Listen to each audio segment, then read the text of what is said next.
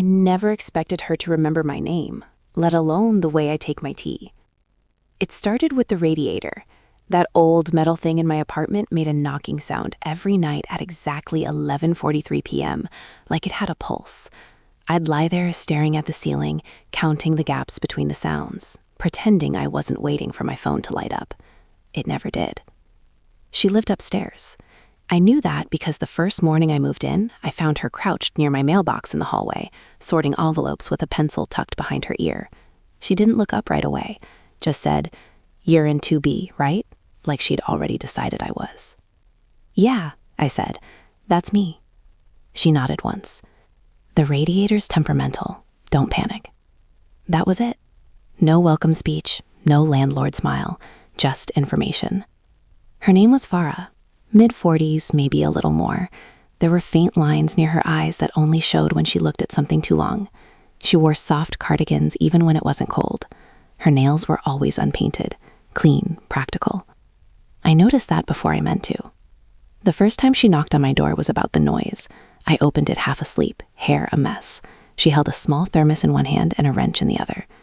"I brought tea," she said. "It helps." "For the radiator?" "For you." She stepped inside like she'd done it 100 times before, even though she hadn't. She didn't look around much, just walked straight to the radiator, knelt down, and tapped it twice like she was scolding it. I stood there feeling 23 in the most obvious way. "Do you always fix things yourself?" I asked. She shrugged. "It's quieter that way." I didn't know what that meant, but I kept thinking about it later. After that, it became routine. I'd leave for work around 6 in the evening. She'd be watering the small plants by the stairwell window. We'd exchange small things. "Cold tonight?" "Yeah." "Long shift?" "Probably." Once I made a stupid joke about the building falling apart, and she smiled. Not polite, not landlord-like. It was quick and real, like she forgot herself for a second. I replayed that smile more times than I'd admit. Loneliness isn't loud. For me, it was unsent messages. Typed out, erased. A paused contact name I never pressed. Eating dinner with the TV on low just to hear something human. Sometimes I'd hear her footsteps above me, steady and unhurried. I'd catch myself listening. Not in a weird way, just noticing. One evening, I came home early. The hallway lights were dim, one flickering near her door. She was sitting on the stairs, reading something on her phone, glasses low on her nose. She looked up. "You're back?" "Yeah," shift got cut. There was a small pause, the kind where you feel something almost form and then decide not to name it.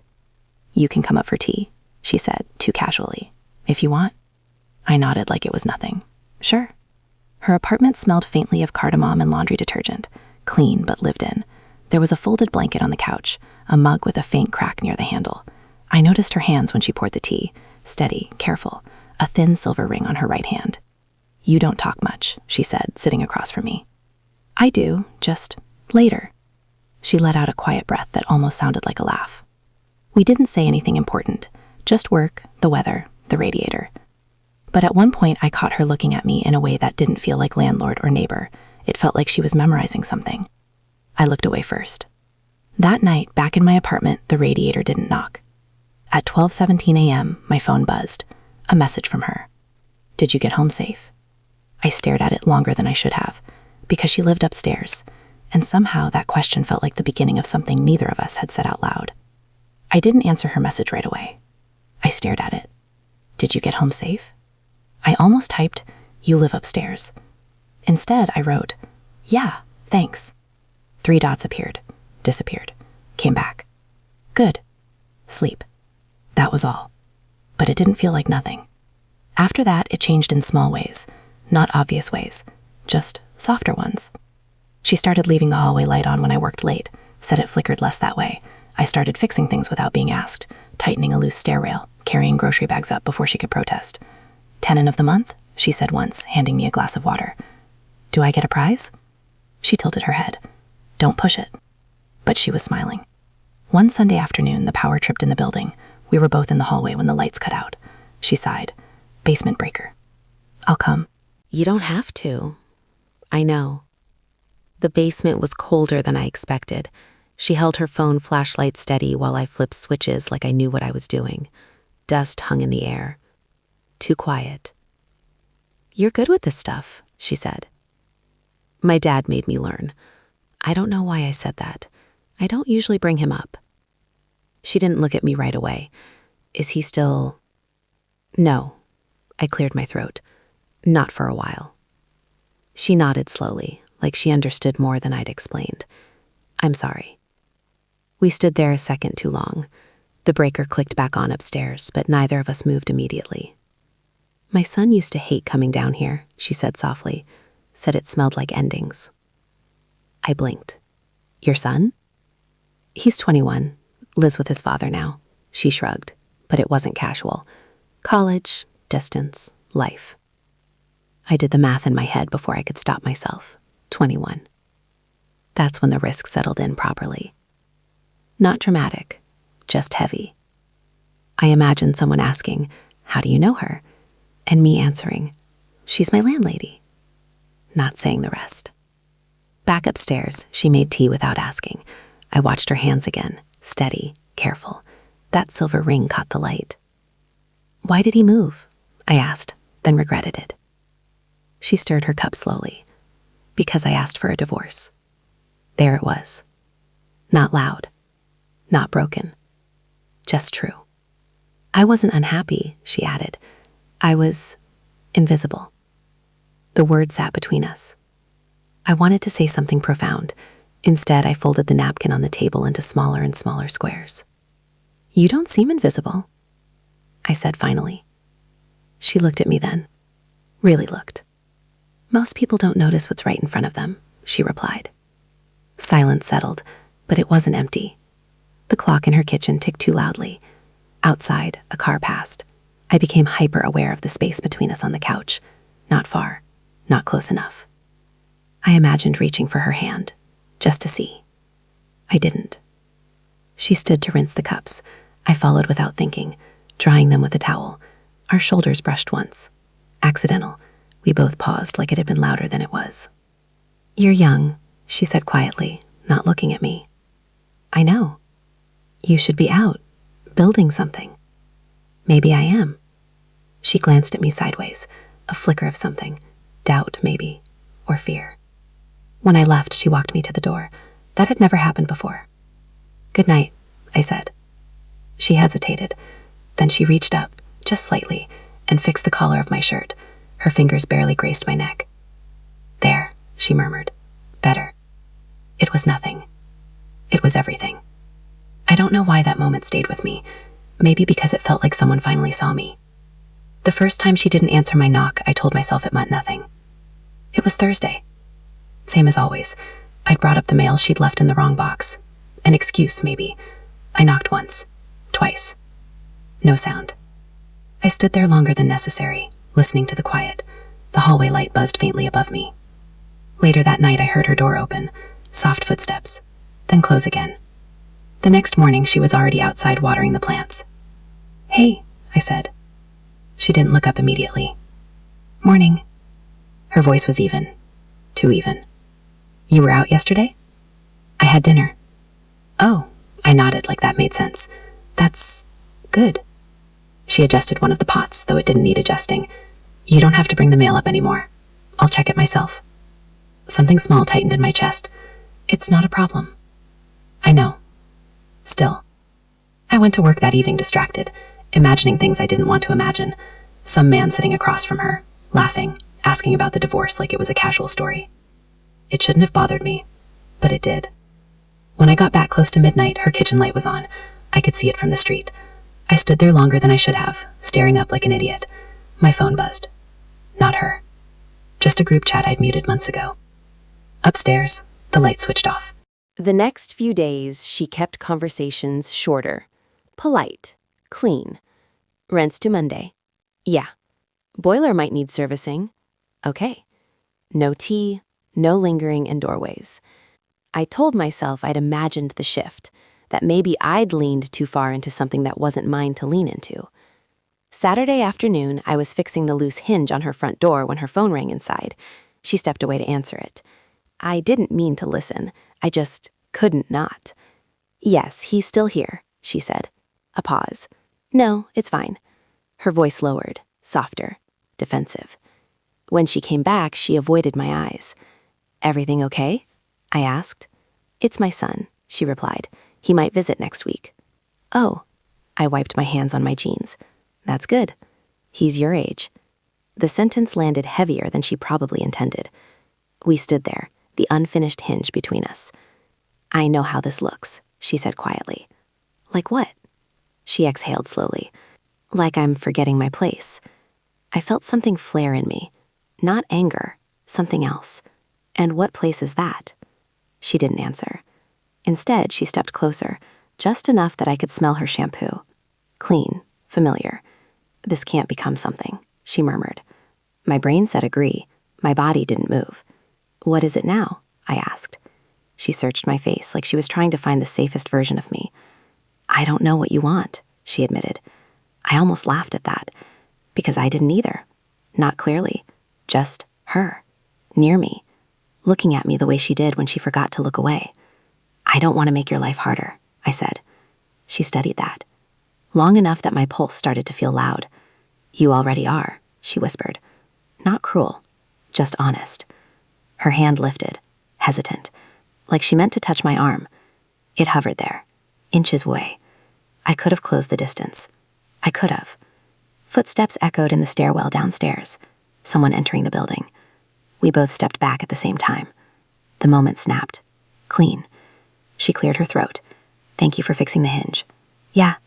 I picked up my jacket, walked toward the stairs, stopped halfway down. If I turned around right then, I think we both know what would have happened.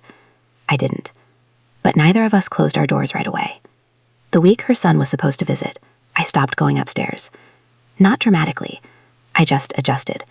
Left earlier for work. Came home later. Took the long way around the block before entering the building. If she noticed, she didn't say. The hallway felt different. Colder. Like the air had shifted a few degrees. One evening, I found a thermos outside my door. No note. Just the thermos. I stared at it for a while before picking it up. It was still warm. I didn't bring it back. The next day, I heard a male voice upstairs. Younger. Laughing. A door closing. Footsteps pacing. Her son. I sat on my couch pretending to watch something, volume too low to follow. Every creak in the ceiling felt deliberate. I imagined him asking about me. Who's to be? Just a tenant. Just a kid. The word stung more than it should have. 2 days later, I ran into her outside the building. Early morning. She looked tired. Not undone. Just thinner somehow. Like she'd been holding something up for too long. You've been busy, she said. It wasn't an accusation. It wasn't neutral either. Yeah, I replied. Work. She nodded once. Her hands were tucked into her coat pockets even though it wasn't that cold. He left last night, she added. I didn't ask who. We stood there on the sidewalk. Cars passing. City noise filling in the blanks we weren't brave enough to. I thought it would feel easier, she said after a while. What would? She looked at me then. Direct. Unshielded. Distance. There it was. The breaking point. Not loud. Just tired. I didn't want to complicate things for you, I said. My voice came out lower than I expected. For me? A faint, almost disbelieving breath left her. You think this is only complicated for you? We started walking without deciding to, just side by side down the street, slow. The park was a few blocks away. We ended up on a bench neither of us had used before. She stared straight ahead. When he was here, she said carefully, he asked if I was lonely. I didn't interrupt. And I almost said no. Her jaw tightened slightly, because I didn't want to explain why I wasn't. The air between us shifted.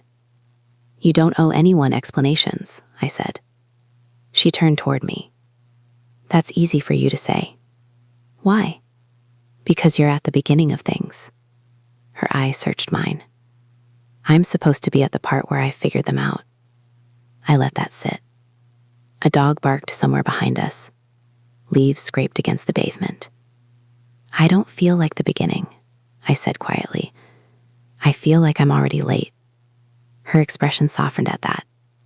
Just a fraction. You shouldn't be tying yourself to someone who... She stopped. Swallowed. Started again. Someone who's already made her mistakes. I shook my head. You talk about yourself like you're finished. I'm not finished, she said almost sharply, then softer. I'm just aware. Silence settled again. Not uncomfortable, just exposed. I missed you, I admitted, before I could edit it. Her breath caught. Small, almost invisible, but I saw. She looked down at her hands, then back at me. Something in her finally lowering. A wall, maybe. You make me forget how careful I'm supposed to be, she whispered. My heart thudded. Slow, heavy. I leaned in, not all the way, just enough to see if she would move away. She didn't. Her eyes flicked to my mouth, then back up. If we do this, she murmured, barely audible. What happens when it stops being quiet? The question hung there between us, and neither of us answered it. The twist wasn't dramatic. It didn't come with shouting or slam doors. It came on a Tuesday evening, in the shape of a man holding a spare key. I was coming up the stairs when I saw him standing outside her door. Early 50s, clean coat, familiar posture, like he belonged there once. He knocked twice, not hesitant. She opened the door almost immediately. They didn't see me. I stayed still on the landing below, out of sight but close enough to hear the low rhythm of their voices. I texted, he said. I know. He didn't answer. I didn't know what to say. There was no anger in her tone, just fatigue. I'm not here to fight, he continued. I just wanted to talk. A pause, then the sound of the door opening wider. 5 minutes, she said. The door closed. I stood there longer than I should have. Long enough for it to feel intentional. Long enough to feel stupid. I went back down the stairs. Outside, the air felt thinner, sharper. I walked without direction, hands in my pockets, replaying a question from the park. What happens when it stops being quiet? Maybe this. Maybe it becomes noise. I told myself it made sense. Of course there was history. A marriage doesn't evaporate just because papers are signed. People circle back, especially when they've built decades together. Still, it felt like I had stepped into a room that had already been lived in, rearranging furniture no one asked me to touch. When I returned an hour later, the hallway was empty. Her door closed. No voices. I didn't knock. The next morning, she was in the stairwell again, watering the plants like always. Routine restored. You were out late, she said. So were you. Her hand paused midair. A single drop of water slid off a leaf and onto the floor.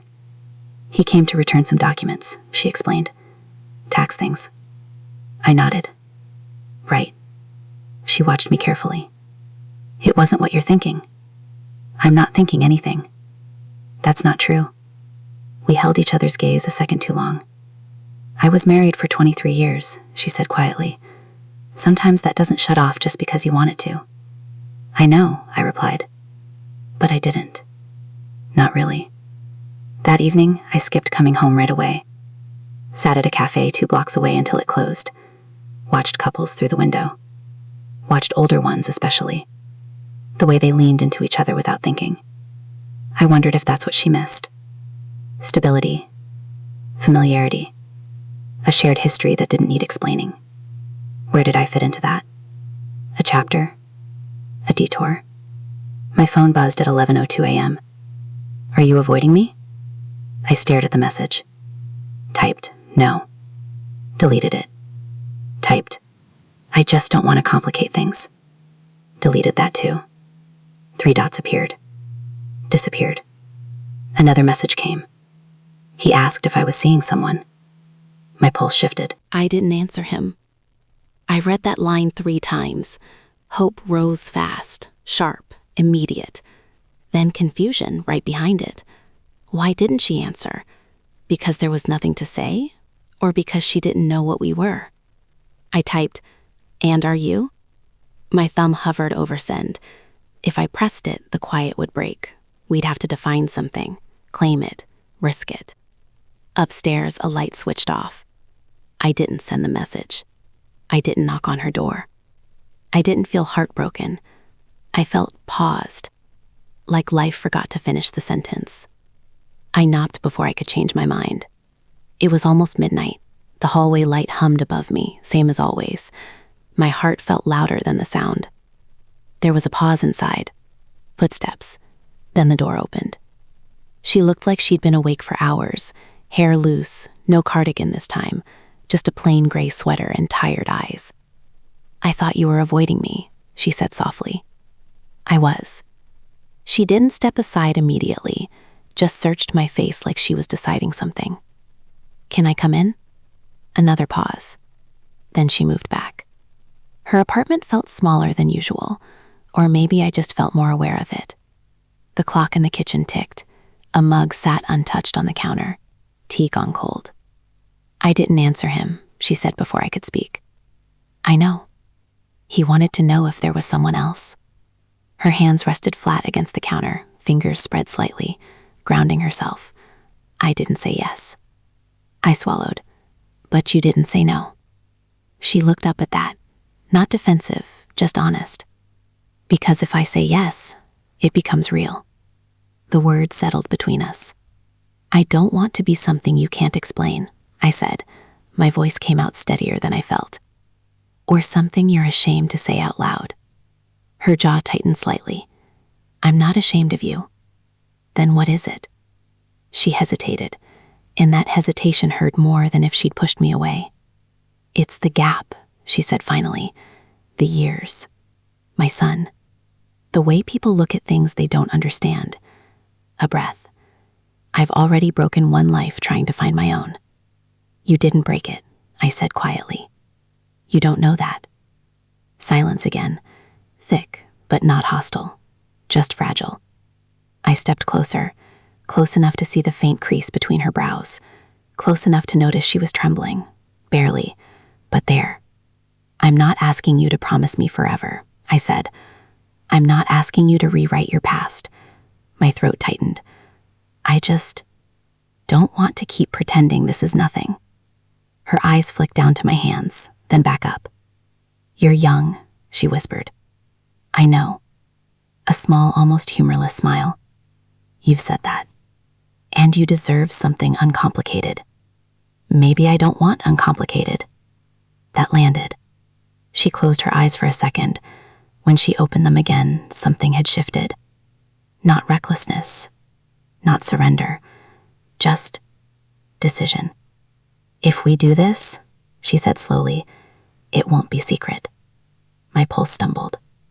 No hiding, no pretending you're just a tenant who fixes hinges. A small, shaky exhale. And if it falls apart, it will hurt. For both of us. It'll hurt more not trying. I replied. The honesty of that surprised even me. She studied my face like she was memorizing it again, measuring whether I understood the cost. "I'm scared," she admitted, barely audible. "I am too." Another long pause. Then she reached for me. Not dramatic, not desperate, just her hand sliding into mine. Warm, steadying. Real. The contact felt louder than any confession. "Okay," she said. Just that. Okay. And for the first time since this began, the quiet didn't feel like something we were hiding inside. It felt like something we were choosing. It didn't become dramatic after that. There was no sudden shift into something cinematic. The next morning, the radiator knocked at 8:47 a.m., like it always did. I was awake this time. Her door opened upstairs. Footsteps crossed the floor. Water running in the sink. Life continuing. The first real test came 3 days later, when we walked out of the building together. Not by accident, not separately. Together. She locked the door. I stood beside her, instead of behind her. Mrs. Qureshi from across the street gave us a polite nod. Her eyes lingered a second too long. Farah didn't flinch. She just nodded back. We didn't hold hands, but we didn't create distance either. That was new. Her son called that weekend. I was in the kitchen when she answered. I started to step out. She touched my wrist lightly. Stay. I've been seeing someone, she said into the phone. Calm, no performance. Yes, I know. A pause. He's kind. My chest tightened at that word. Kind. She listened for a long time.